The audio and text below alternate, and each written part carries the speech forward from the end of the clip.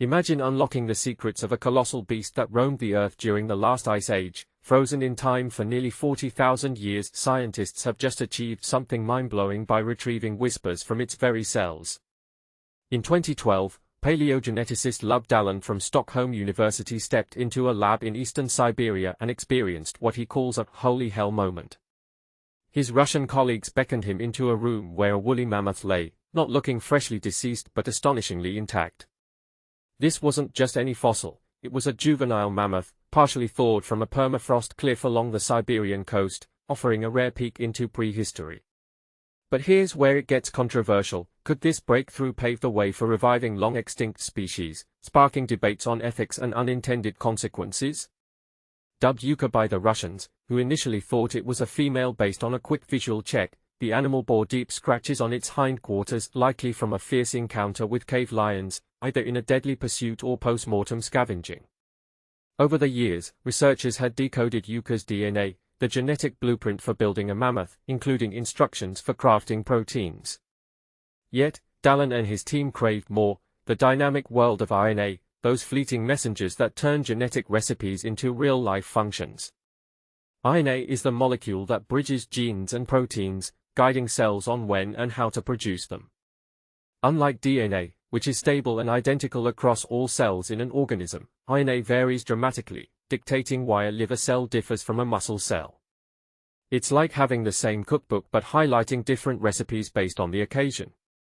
And this RNA activity is incredibly responsive, shifting with factors like stress, time of day, diet, sleep, pollution, or infections. For beginners, think of DNA as the fixed script of a play, while RNA is the director calling the shots in real time, adapting to each scene. Dalén, along with geneticist Emilio Marmol Sanchez from the University of Copenhagen, reasoned that Yuka's RNA could capture a frozen snapshot of which genes were active right before its death. The challenge? RNA typically breaks down in minutes or hours, not millennia. It felt like a very high-risk project, Dalén admits. A completely crazy idea.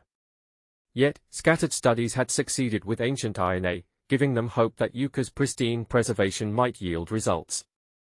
And this is the part most people miss. The team's meticulous process involved sampling tissues from 10 mammoths, including Yuka, and extracting tiny RNA fragments, short either by nature or due to age-related degradation despite the freeze.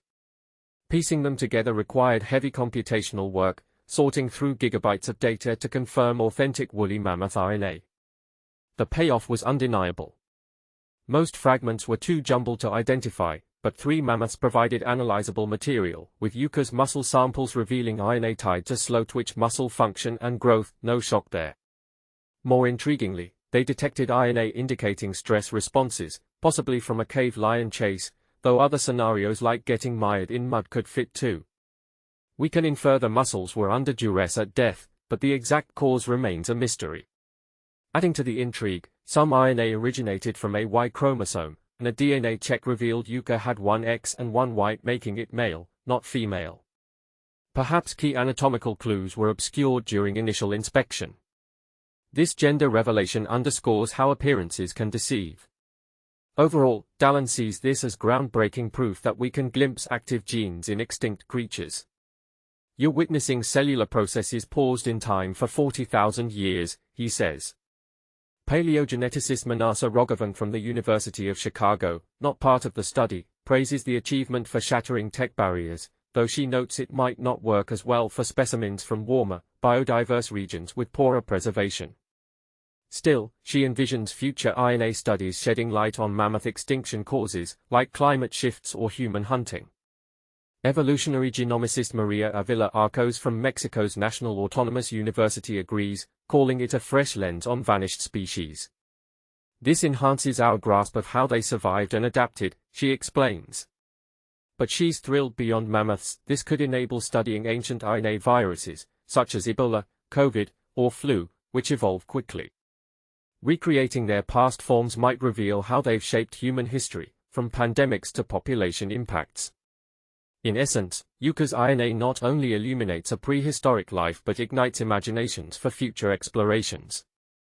Yet, ponder this, should we use RNA insights to attempt de-extinction, potentially disrupting modern ecosystems? Or could reviving ancient viruses accidentally unleash new threats? What are your thoughts on these possibilities? Do you see them as incredible advancements or reckless gambles? Share your opinions in the comments. I'd love to hear differing views.